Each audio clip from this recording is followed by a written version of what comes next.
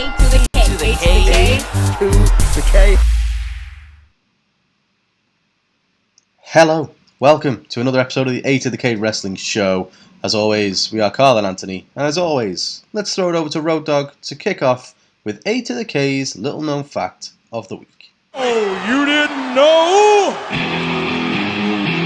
Oh yeah. So Anthony, love is in the air. Valentine's Day has just been and gone, and often That's true. wedding bells are ringing in WWE, from Macho Man and Miss Elizabeth to Billy and Chuck. WWE has seen its fair share of weddings. But Anthony, did you know? The WWE record for the most on-screen wedding ceremonies is actually 4. Who do you think has that prestigious honour, Anthony? Who could it be? 4 wedding ceremonies they've been a part of. 4. I'm honestly struggling. Like, my head's gone to Triple H, but, like, he only ever really married Stephanie, didn't he? Interesting. But, like, I can't think of anyone who's, like, been married multiple times on screen. Well, shall I tell you? Shall I tell you who it is? Oh, go on. Put me out of my misery. Because you're not far wrong. It's actually Stephanie McMahon, of course. Okay. So, you may remember early Attitude Era days, Undertaker decided he was going to marry her and, put her on a crucifix and all that. So that was technically a ceremony. It's a traditional Undertaker marriage. She was scheduled to be married to Test when it was actually revealed that she'd been married earlier in the day with Triple H. The old marriage against their will, yeah. And then in 2002, Triple H and Stephanie were planning to renew their vows. They had a vow renewal ceremony, which, didn't actually go to plan because Triple H found out that she lied about being pregnant. Because that's the kind of stuff that happens on wrestling shows. A roller coaster ride, those two, man. Well, exactly. So there you go. The more you know. Another fun-filled fact, this week on the 8K Wrestling Show. Triple H taking the high ground on the renewal of the vows when she wasn't even conscious for their first wedding. No, yeah. In kayfabe, obviously. Look how much he's grown and matured in them, a few short years. So let's throw it back over to Road Dogg. That's been another little known fact of the week. Oh, you didn't know? Beautiful. So Anthony, shall we kick things off with WWE? Do you want to take us to our first WWE highlight this week? Okay, Carl, and I don't think this is anything that'll surprise you. I was praising them last week and praising them again this week. In fact, I'll praise everyone involved. It's RK Bro and Alpha Academy and the Quiz Bowl. Oh, yes. Definite highlight this week. We mentioned last week about Chad Gable and how basically he's getting to shine at the moment, and I don't want to repeat too much, but obviously we're likening him to the Kurt Angle stuff, and honestly, again, seeing more of what he's doing with, I think it's almost when you get to see someone deal with something goofy like this and get it over, I think it's a real testament to them. And I'm not saying people should be handed what's the old term, Carl, chicken shit and turn it into chicken salad, but I think the fact that all parties involved in this are making it so fun when this could be something that fell flat as fuck, really, let's be honest. It's a testament to the 4 of them. Absolutely is. I think we can both sit here and talk all day about Chad Gable and how far he's obviously come along and the amazing work he's doing, but RK Bro as well, still consistently standing the test of time. Great idea to put them two together. Fantastic pairing. Obviously, we're the recipients of the 8 to the Caney Best Tag Team this past year. So, nice to see them still together. Whether that remains and whether they make it to WrestleMania remains to be seen. But really enjoying the stuff they're doing, and Chad Gable is fantastic. So, agreed. Highlights all round. So the next one to talk about, just an actual good match. When was the last time we saw just a decent wrestling match on a 3-hour episode of Monday Night Raw? You know what I mean? They've only got 3 hours, Carl. It's a tight 3 hours. It's a really tight 3 hours, It's an excellent point you make. How are they going to fit any sort of wrestling into a sports entertainment show like that? Well, exactly. But somehow this week, they managed to do it. But we got, obviously, Damian Priest taking on AJ Styles, and man, I miss AJ Styles. You forget how good he is. He's been doing the tag team shtick with Omos for a while, and even though they're absolutely killing Damian Priest from a character standpoint, he can still go in the ring very much so. And I think the pair of them just put on a fantastic match. And if anything, having AJ going up against the likes of Damian Priest elevates the US title in a way that hasn't been done in a while, at least. So, thoroughly enjoyed. Indeed. It's like they're putting some respect on that title. Madness. Almost. What's a madness? Well, Carl, the next one, I am honestly, this might even surprise you that they're going to be listing my highlights, and this is nothing against them, but my next one goes to Becky and Lita, right?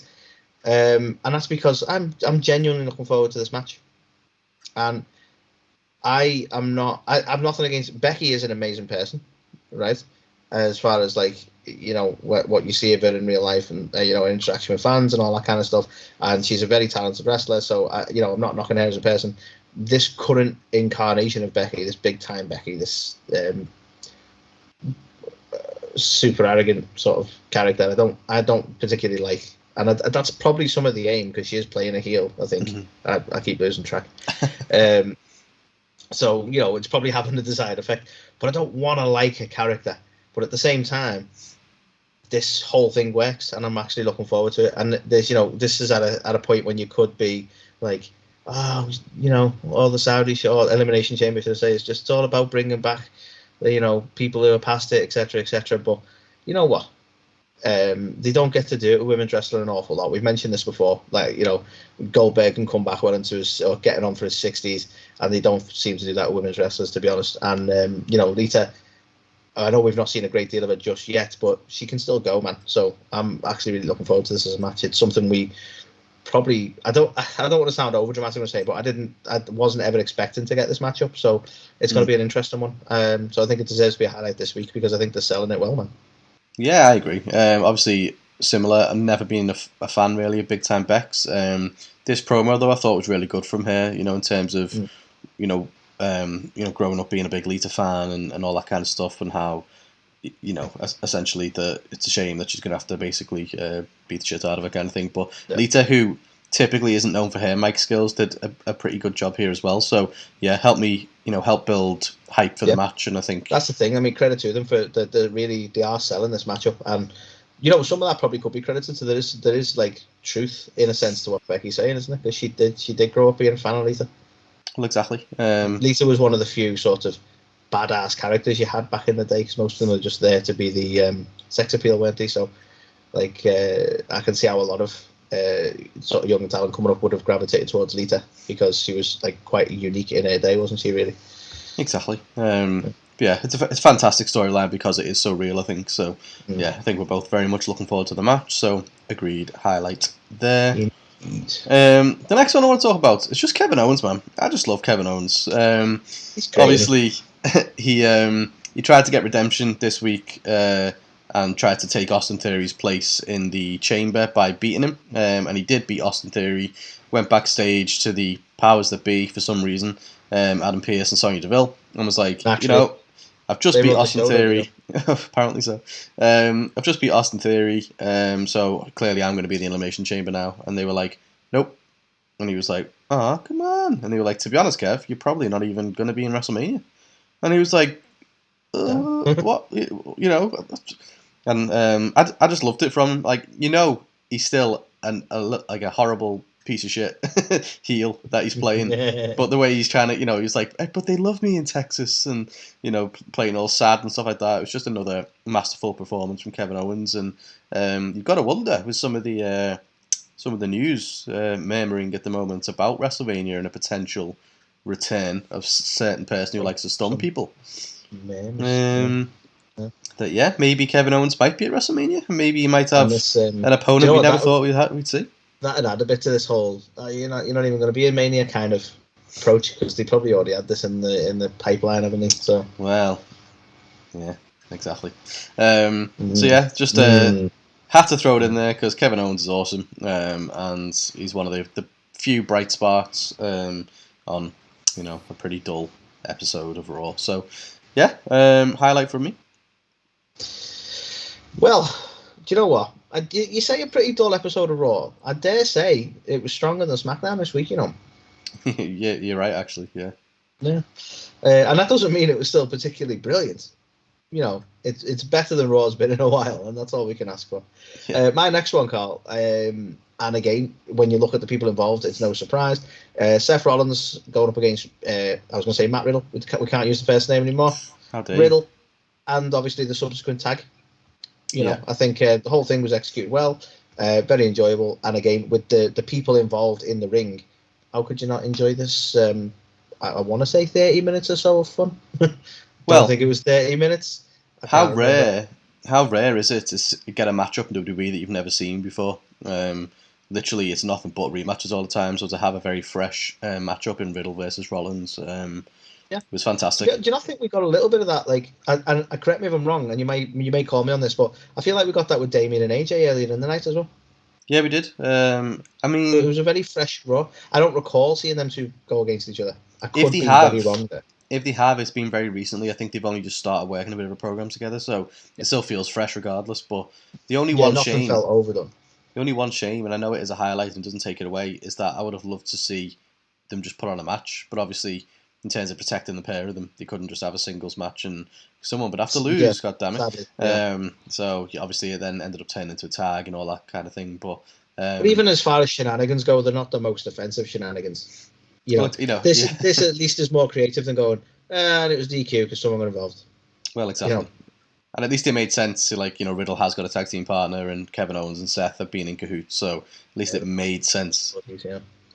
So so I don't even mind shenanigans when they make sense. So I do agree with you. It would have been nice to just see a straight up match, but at least what they did actually made a bit of sense. So that's all I can ask for. When I sat there like, what's happening? Why is Goldberg here? What's going on? That's how I spend most of your time. So it's nice, nice when things make sense. It certainly is. And so moving over, Anthony, to this single highlight this week for SmackDown. So you're absolutely right. SmackDown was the shits this week. But we got Naomi versus Charlotte, which was not a match I, to be quite honest, was looking forward to at all. And how wrong I was. They were fantastic. The pair of them had probably the best match that they've had all year. It's only February, at least in a while. Naomi was fantastic. She reminded, me and hopefully everybody else that she should be exactly in that position. She should be going up against the likes of Charlotte Flair and not in a feud with bloody Sonya Deville or some stupid shit. She put on a really solid match, and there was so many times in that match where I was like, holy shit, now they're not going to give the title to Naomi, are they, for any reason? And I knew it was a foregone conclusion that wasn't going to happen, but it even started to make me kind of... it even started to make me kind of believe a little bit in a few instead, which is what you want, and that's the sign of a good wrestling match. So I can't give them both enough credit. This was, and this, again, you might be like, you're being a bit over dramatic here, but this was such a good match that I'm actually disappointed that Elimination Chamber is going to be a tag match. Yeah. I would happily see this match again done properly on a pay-per-view. Sorry, premium live event. Yeah, I mean, the tag match aspect of it isn't ideal anyway. It's literally just how can we get Ronda some of that sweet Saudi money. That's the problem I've got. I'm not particularly endeared to Ronda, and as much as, again, it's not a thing against Sonya as a person, but the current incarnation of Sonya and the actual storyline she has with Naomi pisses me off. So I'd sooner neither of them be involved. So and the fact that the Charlotte and Naomi can put on such a good match, it makes it even worse that we're getting it as a tag. It just I'm not a fan. No, but this was definitely a highlight. It was, yeah, and I'm just kind of shocked by it, to be honest. I wasn't expecting it at all. Which I don't know, shame on me perhaps, but the booking that Naomi especially has had over the last couple of kind of months. I think that's the thing. It's not that they're not talented women. It's just that you don't expect WWE to actually treat them with any respect in that sense. Because Naomi's been involved in some awful stuff when she is actually really talented. Yeah, exactly. Charlotte, not so much. No, I don't mean that about talent. But she has actually. Oh, right, okay. Sorry, that did come across like as being an asshole. I actually didn't mean to be an asshole. Just so natural. Exactly. Accidentally do it now. So moving over to the Oh Shites, Carl, and I get a little bit of hate for this, but fuck it. Miz versus Dominic Mysterio, and largely down to the fact that why is Dominic here? He's fucking green as grass, man. Like he's the very definition of like, well, do you know who my dad is? because like why is he here going up against people like the Miz? Comes into it going up against Seth Rollins, and at least they made it make sense in the sense of like he was never going to beat Seth, and Seth was there to embarrass him. Do you know what I mean? But he's actually kept that sort of profile on WWE since he come into it. He spent like no real time. I know he's obviously trained with his dad, and you could argue, but you can see that he's green as fuck. Yeah, you know what I mean. And then you try and like, this is me being an asshole. I'm going to apologize now, but like it felt like just a really poor attempt at giving him a personality as well. Mm-hmm. So he's there like mimicking the Miz's stuff, like trying to mock him, and you're like, yeah, that doesn't like. It doesn't feel. It feels like they just told the robot what to do. Do you know what I mean? He's not. Yeah. I'm not seeing any semblance of personality from him. He's just raised kid, and that's a shame. I want to like the guy. That is his gimmick, and you know, apologies for making this about AEW again, but look at Hook. Like Hook is Taz's kid, right? You didn't even realize that. I didn't even fucking know. For a while. Do you know what I mean? Whereas this is Dominic's character. He's Ray's kid. That's it. So all he's got about him. He's got nothing else. He might as well come into it as Lil Ray. Well, exactly. But yeah, so like obviously that would have been ironic given the size of the fucker. Like, but, well, sorry. Yeah, Big Ray.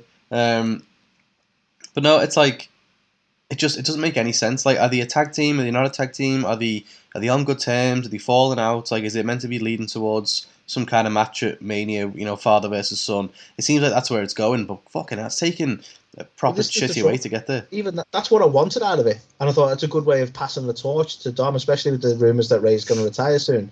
But then, even that, like you say, they've done such a piss poor job of executing it. Like, I'm kind of like, I don't care now. Like, it's not really been built well because, like, are they or aren't they?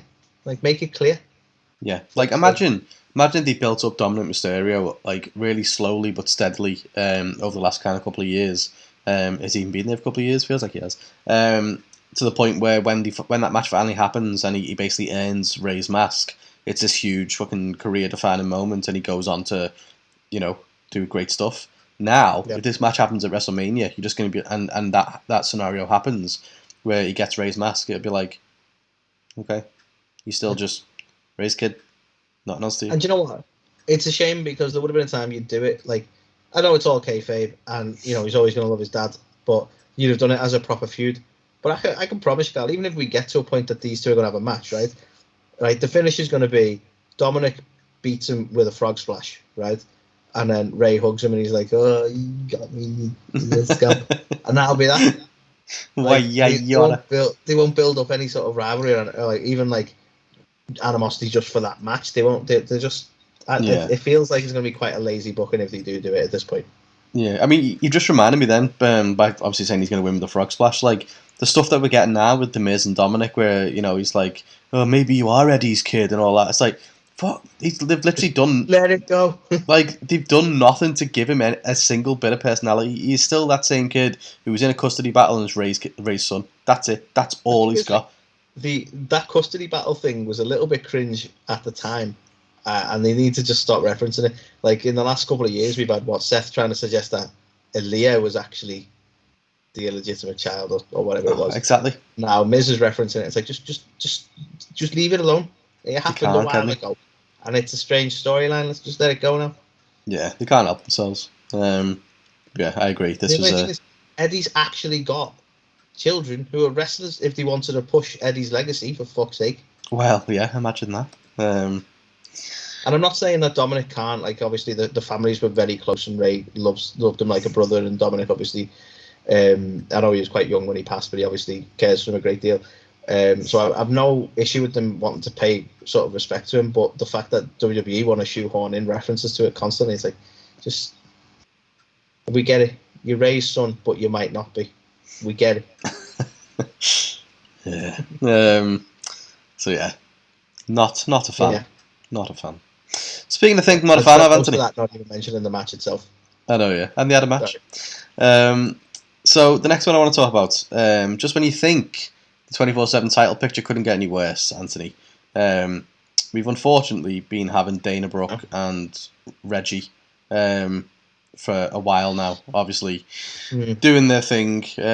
But now they're turning it into some kind of love story or love angle, which is shit enough in itself. But when we know that Dana Brooke has just in real life got engaged not that long ago, where they even mentioned it on the show, she's there with her big engagement ring on her finger. You're just kind of like, this doesn't really make any sense. Yeah, honestly, this is kind of almost feels a little bit like when they just weren't a fan of Rusev and Lana being together, so every storyline had to involve them not being. Like, well, okay, we get it. But honestly, it doesn't work. You can't believe it in kayfabe anyway. Because the only person Reggie's in love with is himself. Oh God, yeah, 1,000,000%, yeah. Just be there, like, but wait a minute, just watch me do this flip. No one cares, Reggie. Go back to the circus where you belong. He would definitely flip down the aisle, wouldn't he? That'd be such a Reggie-centric wedding. Oh, yeah. Why are you wearing white, Reggie? It's meant to be the bride who does that. Stop flipping and listen to us. Oh, God. So I had to call this out. It's gotten to the point now with the 24/7 title scene and everything that's going on is so bad. It feels like we'd have to be bringing it up every week. Do you know what I mean? So, but on the other hand, it's like if you don't bring it up, then it gets off kind of scot-free. So it's been consistently bad all this time, but I had to bring this up because it was just an extra, slice of shit on top of the cake. So, yummy. Yeah, no, I agree. And speaking of extra slices of shit, just again, I don't want to be too broken about it, so I'll keep it as brief as possible. But just again, more authority bullshit on SmackDown, which again made SmackDown the weakest fucking show this week. The thing that bothered me even more about this week is we've been saying for ages, like, why have they even got power anyway? Like all this kind of shit. And then when Sonya, decides to do something, Vince McMahon's like, no, otherwise it's going to have ramifications.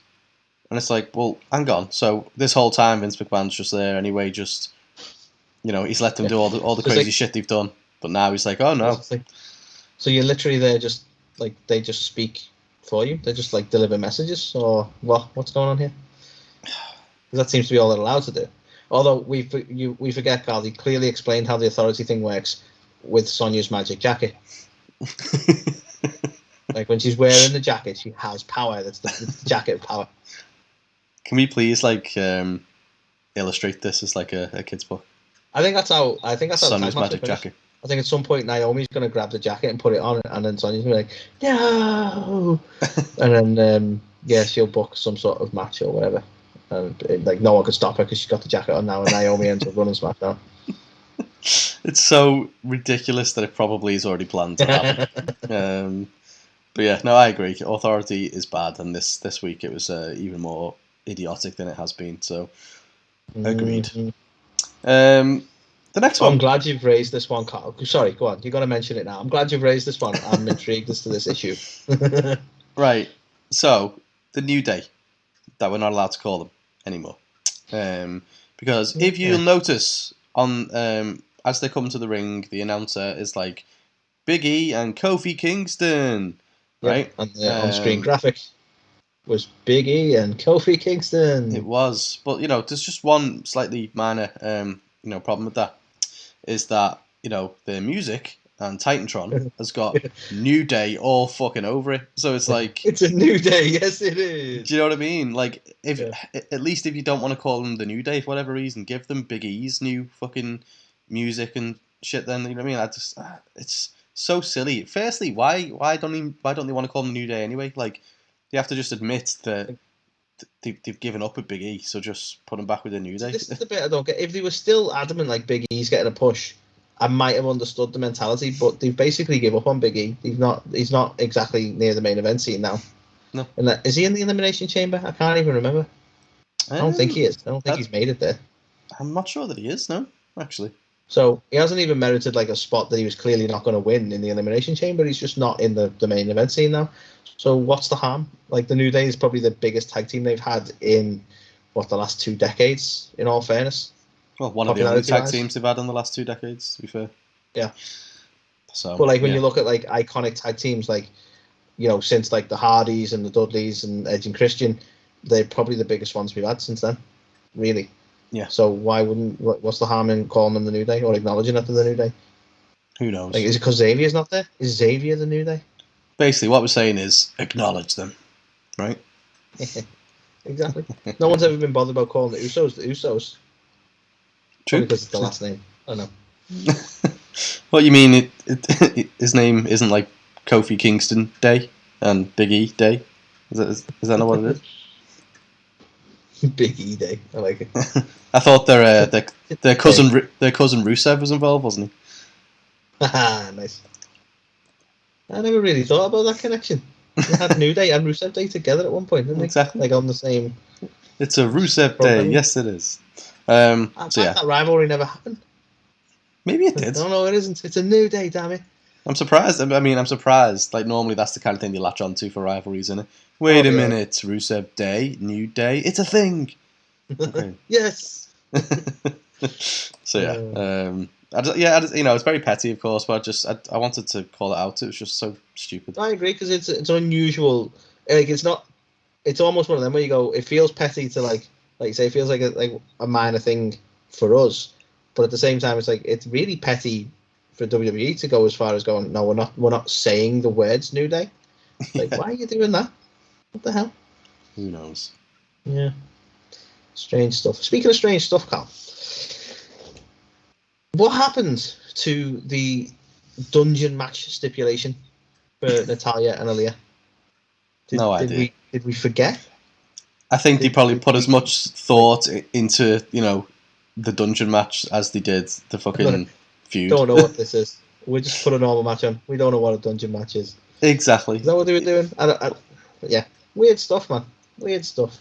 That has to be an Oh Shites, surely. I don't get why you go through all the effort of hyping it up ahead of time, saying that they're going to have a dungeon match as the latest, thing in this little weird feud. Like Veer Mahan, though, isn't it? Why would you go through the effort of hyping him up week in, week out? That is a fucking meme at this point, isn't it? Like when is he going to rock up? I think we've got to a point now. I don't think he should ever debut because it would ruin the meme. Yeah. No one really cares. He's just the other guy from Indus. Is that what the team was called? Yeah, I think so. Like, I'm not even sure why they were hyping him so much. Like, he was a big deal anyway. He didn't really do much on NXT to merit the hype. So, and I'm not saying he can't be good. He might be good, but when normally a wrestler turns up, wins over the fans, and then it's popular.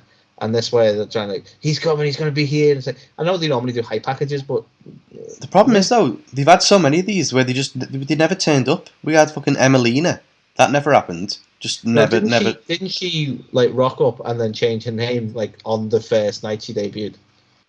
Oh, maybe. But we never saw her again. But we had Elias as well. Remember his new gimmick he was meant to get, and it was Elias, then he just disappeared.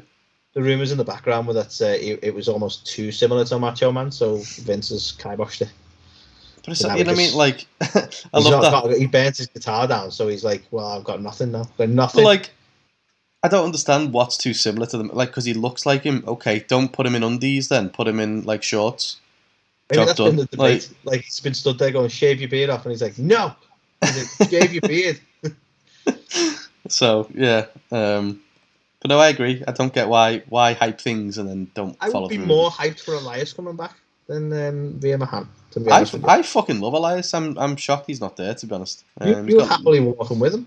I was. Really? He's got a load of potential. I don't he's a fucking wet dream for Vince as well. He's built like a brick shit house. He's tall.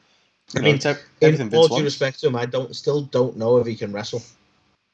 I mean, from what I've seen of him, he doesn't look too sloppy, to be fair. I mean, no offence to Veer, but I imagine he's a fucking better wrestler than Veer, so... I imagine he's probably had more time. You don't see him do a lot of matches as well. Similar to Veer, actually. Yeah. But, dropping a stipulation, Carl. Definitely an Oh Shites. I don't know how we all ended up miles away from that original point, but... It's what we do. But Anthony, you've got to love this next one. So it's the final Oh Shites. I literally... It made me laugh out loud actually hearing this. So we had Roman Reigns be interviewed earlier in the night by Michael Cole, who was with obviously Paul Heyman as well. And then later in the show, we had Michael Cole interviewing Goldberg, where Goldberg tells Michael Cole that, I love you like a brother. What? When did that happen? Are you shitting me? Why does Goldberg love Michael Cole like a brother? Where did this even come from? The only face he fucking recognises in the modern product. Maybe he's like... I don't know who all these strange people are, Michael. I worry for him that he's headbutted one too many a door, and he thinks it's his fucking, like, you know, he thinks it is a relation of his or something somehow. I don't understand. But I was literally just like, what is that? Goldberg loves Michael Cole like a brother. The more you know. So. The more you know. And I don't know whether that, like, from Michael Cole's perspective, is that a good thing or not? I don't even know. It's just, it's so bizarre in the first place that he's even said it, that it's just, was just like shocked, to be fair. So I imagine they're going to have to awkwardly, like, have lunch together or something at some point now, because they're like family. And Michael Cole doesn't know how to get out of it because Goldberg's much bigger than him. Yeah. Just sat there having it. It bites itself. Yeah. Goldberg's just like, dessert! You're next! I love it. Yeah. So yeah. I reckon there might be a storyline building. Goldberg might just lose his shit on Michael Cole. Like, you betrayed me, and Michael Cole doesn't even know what he's fucking done or what's happening. Brother! Save me, Michael! So that was WWE this week, Anthony. I am gonna throw it a 2 this week, which I suppose is high for WWE ratings of late. You may feel it's high though, Carl. I'm going to disagree with you slightly. I'm going to go 2.5. What? And the reason I'm going to go 2.5 is because I want to reward the fact that this is probably the best Raw I've seen in a while, and it was by no means a great Raw. It was the best one I've seen in a while, and I think if I give them a half a point, they might be proud and try and keep doing it. You hear me, Vince? You see, I'll let you have that. But the reason I'm going to give it a 2 is because while I agree that Raw on the whole was really enjoyable this week, SmackDown was awful. Maybe. It wouldn't surprise me if it does exist somewhere. But SmackDown sucked, man. The main event was fantastic, don't get me wrong, but the rest of it was awful. So, yeah, unfortunately, you've got a point. It was one of the weakest SmackDowns, in all fairness, but I'm sticking with me 2.5. I don't care. You can stick it wherever you want. So, let's move over to AEW. And I'm going to talk first. We're going to talk first about MJF, his celebration. Of course you are, you fucking mark. I fucking love that guy. I love him so much. So obviously he comes down on a throne. I mean, don't get me wrong. It was too long. It went too long, especially like the introduction of Wardlow and FTR and Sean Spears and all that. But yeah, they should have just been in the ring. But when MJF's music played and he comes down his little throne and stuff like that, he's such a prick, isn't he? That you've just got to love him. But interestingly enough, we get to see, he brings his real life girlfriend in the mix on this, so he can kiss her, which I thought was a interesting move for MJF. I think we'll be very laddish for a second here, Carl, and we'll both say something that we said to each other earlier in the week, that MJF is definitely punching. Yep. But yeah, no, I think for those who aren't familiar with that term of expression, he's punching above his weight. He's not like he's not bad. Yeah. Well, he is bad, but in a wrestling context, he is actually punching above his weight. He is. He certainly is. But no, I thoroughly enjoyed it. To be fair, obviously MJF has every right to be super cocky, even though it wasn't a clean win. At the end of the day, he beat CM Punk in Chicago. And exactly what a smarmy heel would do. Celebrate something he didn't deserve. Exactly. And he plays it incredibly well. So, yeah, I'm an MJF mark, but who cares? Big fan. The only thing I will say, again, I'm going to be a bit of an asshole here. Totally agree with you. MJF celebration, gold. MJF is gold. I don't think Sean Spears is ever going to be over. It's the only thing I'm going to say about this. Yeah, you're not wrong. The minute, like, the MJF swerve where it sounded like he was going to give credit to Wardlow and then he didn't, like, that works because he's being a cunt to Wardlow and that has a desired effect, right? But the minute he mentioned Sean Spears' name, I felt me eyes roll. I'm like, oh, fuck. Yeah. This Rube with his fucking chair. And it's like, maybe it's just me, but I can't see him ever being over. I can't. He's unlikable in the bad way. You know the way we like to diss MJF. Like, yeah. Oh, it's like. Yeah. No, fair point. You're not wrong. far as your character in AEW goes, both the glove guy and the chairman, they've both been just weak as fuck. Agreed. I don't know what remake was that. Glove guy, that's what I'm going with. I don't know. Yeah, fuck it. That works. Oh, yeah, it's me. So, Carl, the next one. The next highlight. Keith Lee. Keith Lee is all elite, Carl. Keith Lee rocked up and took on definitely one of those people from Private Party, whoever it was. I can't remember anyone's names in the Hardy family office, whatever you want to call it. Was it? The fucking faction's name? I think it was Isaiah Cassidy, wasn't it? It might have been Isaiah Cassidy. But it was great to see Keith Lee. He looked awesome. They put him over well. He fucking ragdolled Isaiah. Have you seen that clip that someone's done where it's that bit where he throws him across the ring? Oh, but he fucking flies rockets. Yeah, I fucking love it. But you know what? This is the thing where, like, for Keith Lee to be, and again, this is not against Keith Lee on a personal level, but Keith Lee was just so sort of down in my estimation because of his run in WWE and the main roster, that I was not expecting to be that bothered if he debuted, because we were hearing the rumours that he was going to debut. But you know what? He come out, you know, they did it again with the music. The music was badass. He looked legit. Do you know what I mean? And in a matter of a few minutes and essentially quite a quick squash match, they just put him over so much that I'm like looking forward to seeing what he does now. They've essentially repaired the damage that happened on the main roster when he was Bearcat. You know, I'm actually interested in what he's going to do now. And it took the space of an entrance to that match for me to be like, yeah, this guy's cool. Yeah. I feel like I'm behind him like I was in NXT, but I'm like, this guy's awesome. He's got something, and I missed that. Like, I forgot about that in some senses. No, yeah, definitely. I think we were speaking, weren't we, saying would it be underwhelming if it was Keith Lee? Like, how would we actually feel? But it was nice seeing him. It was nice seeing him back as, you know, the old Keith Lee. And I guess time will tell in terms of how he's used. But yeah, another another very talented individual to add to the roster at least. So do you know what? They often complain in AEW about them being all petite. You know, he's a very useful big guy to have. Yeah, to be fair.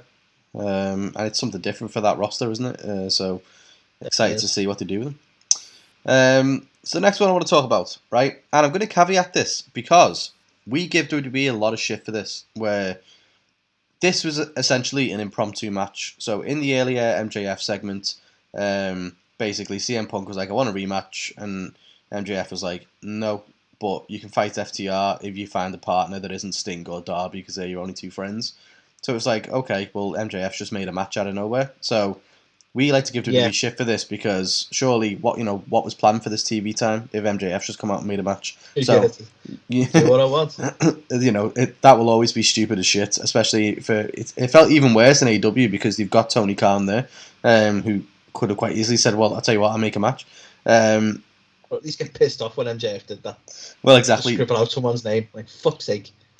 and I promise you, this is a highlight, because I'm going to say something else as well. But obviously, this led to CM Punk having to find a mystery partner, which on the night that you've already announced the Forbidden Door and more surprises and stuff like that, when it turned out to be Jon Moxley, I wasn't underwhelmed, but I was just whelmed, to say the least. Yeah. I think you can be in France. Yeah, I think you can be. Which is a shame, because obviously I love Mox, but it was just on that night I was like, oh, who's it going to be? Is it going to be Samoa Joe or someone? Because obviously Punk's like, But at the end of the day, it's a highlight because the match itself was fantastic. You know, FTR, wonderful tag team, old school tag team wrestling, and this was actually a really good display of. I love stuff like this, right? Sorry if I'm jumping on a point, Carl, but I'll get it out before I forget. I love stuff like this where FTR were playing it smart because they are a tag team and familiar with each other. Yeah. So there were so many times when FTR had sort of outplayed them in the sense of like ring awareness or like keeping them separate and stuff like that a good tag team will do, because they know how each other works. Do you know what I mean? There was no discussions or anything, but instinctively, I think it was Dash went and took out Mox so that Punk couldn't get the tag and stuff like that. And it's like that kind of awareness of tag matches shows you that it's like you're a well-established tag team, and I love it when they make it clear that these guys have got the advantage because they have been a tag team for a long time. I love it when they do that. It just makes sense, and I think that was displayed perfectly here. Yeah, it's such a fantastic quality to see, because in a tag team match, of course, they would have that advantage because they've been teaming forever, whereas this is the first time Mox and Punk have ever teamed up. So yeah, I thought that was brilliant. Although that being said, I loved obviously them having to kind of just do it on the fly essentially and be like, well, what kind of tag team move can we do? And like, I love the fact they did the Doomsday device and stuff like that. Obviously, throwback to the LOD. So all in all. The only thing I wasn't a big fan of, and this isn't by any means a negative. Well, it is a slight negative, but not. It doesn't stop from being highlights. But I'm just curious on your thoughts on it. I was getting to a point that I was almost getting a bit annoyed with the tease of like, oh, we're a GTS and a dirty, whatever he calls it now, dirty deeds, like simultaneous, and it's like did it matter anyway? But at the same time, stop teasing it and just get it done. And they did. I don't think they over teased it, but they were on the edge of over teasing it because there were so many times that they set it up and didn't execute it. I'm like, just fucking do it. You keep talking about it, just fucking do it. But not a massive negative. But I'm curious on your thoughts on that, because it might just be a me thing. I might just be being overly harsh. No, I mean, it didn't really bother me, to be fair. I mean, I get your point. Like, you don't both need to hit your finisher at the same time, in a tag team match to get the win, essentially. But I suppose it's a better chance to incapacitate the other one to stop them from breaking it up. But it didn't massively bother me. But I get your point. It was a bit like, oh, okay, just you don't need to keep teasing it. But yeah, all in all, I would say really, really solid match. And obviously, the stipulation of this now is that because they beat FTR, then we are, Punk and MJF are going to have a rematch at some point. So. Love the first one. Let's see what the second one does. Indeed. Well, for the next highlight, Carl, it's going to be another one of Anthony's broken records, because I mentioned it quite a lot, and again, I'll keep it brief for that very reason. But just the fact that Serena Deeb, fucking legend, and again, the more I see of her, the more we see of her, the more you go, you know what? Like, this is where I get to the broken record stuff. I just can't believe that I'm only aware of her in AEW and how good she is. Yeah, I'm almost bugged by her because she's been around in so many different places. She's been in WWE and and I'm only just now like, she's fucking awesome and has been for some time. Do you know what I mean? And I still feel bad for that. I'm like, how did I never notice that? But I mean, again, she's on another level at this point. To be fair, it's one of those, isn't it? It's mad what a heel turn can do for you. Like, it was the same with Britt Baker. Before Britt Baker turned heel, she just felt like another, like, generic, like a talented, don't get me wrong, but just a generic wrestler. But then as soon as she started, with that kind of heel turn and like the DMD kind of angry kind of promo stuff with Shivani and things like that, that's when she became a star. And I think Serena Deeb there's no doubt she's a fantastic technician and has got all the credentials, but having this additional bit of heel to her where it's like a vicious streak and trying to beat people in like, a matter of minutes. I think, yeah, no, that's a fair point. It is like what she's doing now is probably what's getting her so over, isn't it? Like, especially for us on that level, like you say, and you can't beat a good heel, and she's very good at being a heel. So it's Agreed. a fair point. Agreed.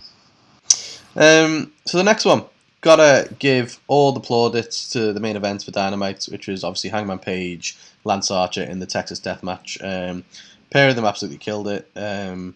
Put themselves through hell. Both of them busted open. Some pretty heavy spots in there as well. So yeah, can't really say too much else about. I mean, I can actually because I forgot about it for some reason. But the finish was just so clever. Do you know what I mean? So obviously, Lance Archer got Dan Lambert to come and cut the ropes so Hangman couldn't do his finish. So it's like Hangman meant to hit the buckshot without the top rope. So obviously, what does he do? He fucking jumps over the referee to do it. And it's like, and don't get me wrong, it's like, does a little flip over really add that much extra to what is essentially just a lariat? But apparently so. And, who cares? I'm not going to get into the semantics. Was the clothesline from hell in any way ever more powerful than a normal clothesline? Well, exactly. The people's elbow, was it more powerful because he ran for a little bit first? The worm, is that more powerful? Because I believe the people's elbow, it was something to do with them electrifying it. I hear that quite a lot. You know, it was an electrifying move. Maybe the running around caused a bit of static friction, and it actually had a bit of a shock to it. Maybe. Okay. I'm thinking. Well, maybe the jump over the rope is Hangman kind of winding it up, getting it ready. So. How do you stop that momentum once he's done the flip? Exactly. But no, I thought it was a fantastic main event, and Lance Archer looked really good in that main event spot. But yeah, interesting now to see obviously the aftermath with Adam Cole coming out. Are we going to get Hangman versus Adam Cole? Is that the next feud? Interesting times ahead. Indeed. I mean, we'll see. I've been surprised. I'll be honest. I'm not overly keen just yet on the idea of Adam Cole being the next in line, which is kind of what they're hinting at. But at the same time, as long as he doesn't win, it'll still be a really good match. So I won't moan yet. We'll see what happens. let it all play out. So, Carl, right, next one. And I feel almost hypocritical, really, for bringing this in as a highlight, because typical stuff I would normally moan about. I've been up and down on the Young Bucks from the off, but the Young Bucks versus the Best Friends. Do you know what? I thought it was really good. It was really enjoyable. The reason I feel a little bit hypocritical is because normally I would moan about shenanigans and I would moan about the characters of the Bucks. But do you know what? I'm kind of... Is this a reason to call it a highlight? But I'm kind of getting used to the idea that they're not really going to have a straight match. That's not what they're there for, is it? Do you know what I mean? So they're there for the sort of hijinks, and they're not taking it seriously and playing against the expectations of wrestling. That's kind of what they've always done. And I think because I'm kind of getting used to that, I went into it with sort of open arms almost. So when you get all the shenanigans happening with the likes of Orange Cassidy and Danhausen and all that kind of stuff, I was totally fine with it. And overall it was good fun. It was a good match. But again, I'm never going to go into it and expect like a proper straight match involving these guys. It's just never going to happen. No, I'm okay with that. Yeah, I agree. I wasn't massively big on the Bucks before they went full on heel with it, and ever since I've been a huge fan. But they're very much Marmite, aren't they? You either love them or you hate them with the Bucks, and it's the same with Best Friends. And to be honest, I'm not a massive fan of the Best Friends. I was for a short period of time, like a year or so ago. I love the stuff they're doing with the Inner Circle and like the parking lot brawl match and stuff like that. That was all dead good, but they just keep. I don't know, since they've got like Wheeler Yuta in there and Orange Cassidy's like more prominent, and now Danhausen and stuff. And Chris Statlander. It's just feels a little bit slapped together, doesn't it? Yeah, as a team. It's just kind of a bunch of misfits. It's almost like the oddities now from WWE. You know what I mean? Why not just? They might as well just call them the misfits at this rate, to be honest with you. Well, exactly. So I'm not the biggest fan of them, but at the same time, they held themselves really well in this match, and the Bucks were fantastic, as they usually are, to be fair, in terms of actual match quality. So, yeah. The only thing I would say is, like, you do have to be, like, you have to go into it knowing that it's going to be both the Best Friends as well are kind of similar to the Bucks in that sense that they're very meta, aren't they? They're very self-aware, and especially like Cassidy's gimmick is almost a parody of wrestling, isn't it? Really. So I think as long as you go into it expecting that, and this is what I did this time around, and I think that's what helped me enjoy it more, and why it's a highlight for me. Yeah, agreed. And the final highlights, because I have to say it every time I see the guy, you talk about me being an MJF mark. I'm a fucking mark for Hook, man. Seriously. There's a new t-shirt coming into our store soon, Hook on Hook. I like that, We could just have, like instead of punked, we just have hooked. Yeah, totally hooked. I like that. Huge fan of Hook. I think it's one of them. It's not overdone yet, but I feel like he's gone from having one or two matches out of nowhere to pretty much guaranteed to being on Rampage every week. So they do have to watch it, but this was an interesting one. I'm not a big fan of what they're doing with him and QT and obviously the Nightmare Factory stuff, but this was a nice little spin on it where it's like it's QT's best student, and obviously Hook was just absolutely breezed through him kind of thing. So yeah, I just think every time we see him, he just looks a little bit better, a little bit more polished, and busts out new things every time. So yeah, I think big fan of the guy. I think he's got a lot of potential, and he is a very different prospect to anything that's out there at the moment. So always a highlight. Yeah, I think that's Hook. The thing. I think he's definitely one for the younger crowd, old Hook. Yep. Like, because I reckon there's a lot of people, like pretty much our generation and maybe a bit older, who are like, he's not a proper wrestler. Look at him, he's only scrawny, and like I don't think they get it. But I think he's probably one of the better wrestlers for the younger generation to get behind, isn't he? In all fairness. Yeah, I definitely want to bring in the young crowd, just like WWE do. Yeah, I definitely think that you've hit the nail on the head with that. You've made that comparison before, and I think he is a fresh audience. Like people who, except for me, who's an old bastard who really likes the kid. But I imagine younger heart. It's true. But I imagine, it's opened, a lot of eyes for the younger audience on him as being like, okay, this kid's actually cool. Like he's something different. So yeah, big fan of Hook. He doesn't care if you like him. So badass. H is for highlight, H is for Hook. That's what I'm saying. You nearly threw one more H in there, and you'd have had Triple H. Oh fuck! Don't do that. Otherwise, he's getting buried. So yeah, I think we've only got the one Oh Shite, Anthony. You want to cover that? We have, and you've given it to me, which is good because I'm the one who typically moans about this. And again, it was just the Inner Circle stuff this week. I feel like they're playing this out way too long. Just break up. And we mentioned this last week. Just break up. Yeah. This week again, we got Santana and Ortiz wanting to come out on their own terms. They come out to their own music. Side notes, they are looking lean as fuck at the minute. They've been hitting the gym or something, haven't they? Damn. Mm-hmm. And sorry, slight digression. Then I was just like, they almost look totally different. I was like, damn. Obviously been working out while they've been away or something. So they rock up on their own terms. Basically, they don't like Jericho, but they want a match. Yeah, they asked for the match. And we're going to get a match, which is probably going to culminate in them actually splitting up. So we got Jericho and the big guy. The big fella. What's his face? Oh, yeah, Jake Hagan. That one, yeah. Yeah. Jack Swagger. Right? So they're going to have a match with Santana and Ortiz next week. And it's like, I think we could have done that without a big song and dance, to be honest with you. Yeah, and then Sammy in the middle of it being like, well, I'm just going to quit then. And it's like, oh, fuck. And it's like, I quit before and I'll quit again. It's like, go to your room, Sammy. Yeah, go to your room and keep the door unlocked because we know what you're going to get up to in there with Ty Conti. Yeah. Told you when Ty's over, leave the door open. You're not my real dad, Jericho. But also, like, slight pet peeve that Sammy's still wearing the two belts. We've unified them now. Fuck it off. I feel like there's something in that with that joke. Like if you hang a tie on the door, there's got to be something with that. But yeah, no, I think you're right. You called this the last time they were threatening to like break up the Inner Circle and stuff, and I was like, no, it's okay. But now it really is a time too many. Like, just it's such a shame. This is the same faction that when they debuted were fucking so good, and then even during the COVID era, being like the whole flim flam thing and actually still feeling cool. It's crazy that this is that same faction, unfortunately. So it's definitely run its course now. Point out, it's like it was a good couple of years. It was fun while it lasted. Let it go, guys. That's it.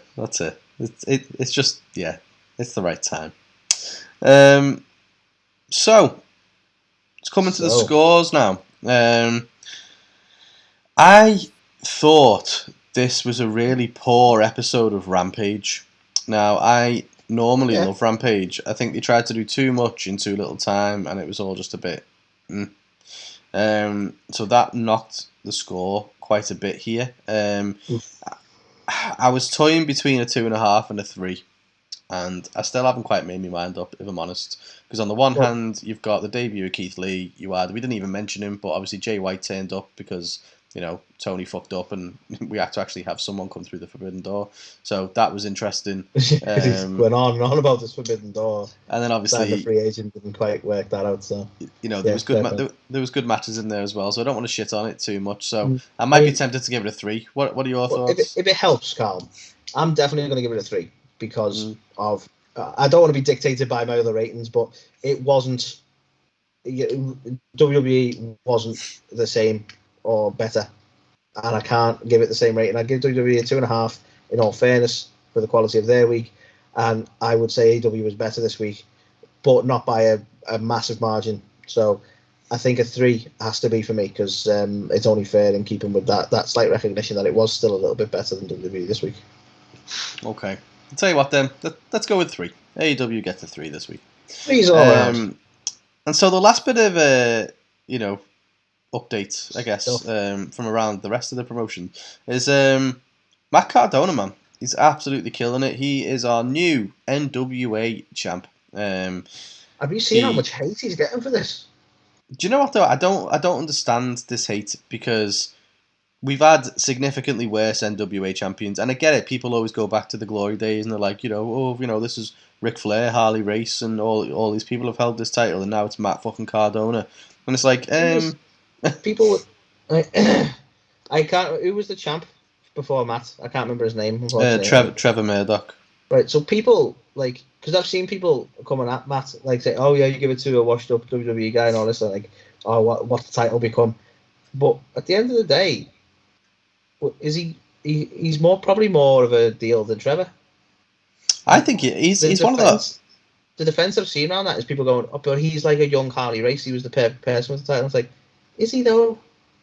Mm. I don't know. You're probably more aware of all that historic stuff than I am, but he wasn't. I don't think he was massively over. I would say Nick Aldis was more over with the title than he was. He hasn't even held it that long, really. I think for NWA loyalists, Trevor Murdoch is obviously the Harley Race connection, stuff like that. Obviously, the stuff he went through to get the belt and things like that. It's very old school. So you can get why, Trevor Murdoch is over to fuck with NWA fans. So you can get that.